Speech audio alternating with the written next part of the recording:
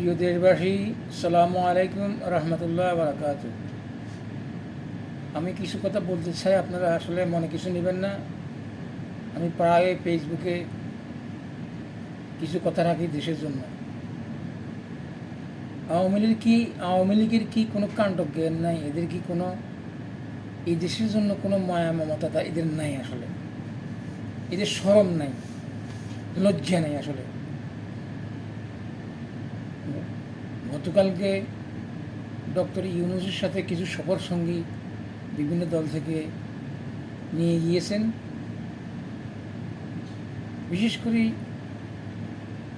বাংলাদেশ জাতীয়তাবাদী দলের মহাসচিব সম্মানিত মহাসচিব জনাব ফখরুল ইসলাম আলমগীরকে হেনস্থা করা হয়েছে ওখানে।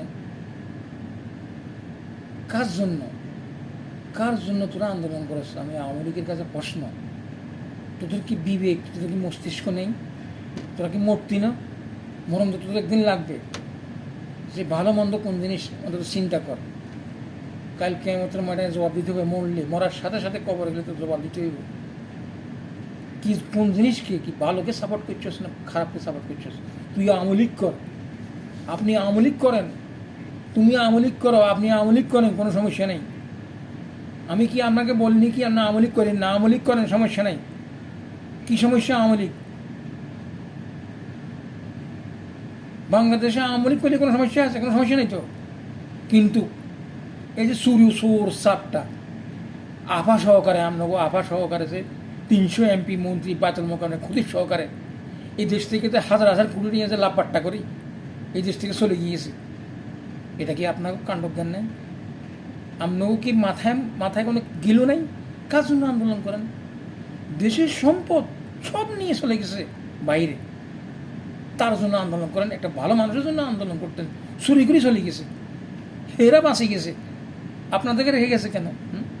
আপনারাও যাইতেন সেখানে, নানান দেশে ওই পার্শ্ববর্তী ইন্ডিয়াতে, সেখানে এমন ক্লাব করছে, এখানে সব চোর একসাথে সেখানে। জানেন না আপনারা আওয়ামী লীগ করেন না, বুঝেন না? কত হাজার বিলিয়ন ডলার এই দেশ থেকে নিয়ে গেছে, আর মাত্র 300 কোটি টাকার জন্য মিথ্যা বানোয়াট মামলা দিয়ে খালেদা জিয়া 3-4 বছর জেল হাঁটিয়েছেন। Mother of democracy Begum Khaleda Zia, তাকে আপনারা অপদস্থ করে জেলে নিক্ষেপ করেছেন।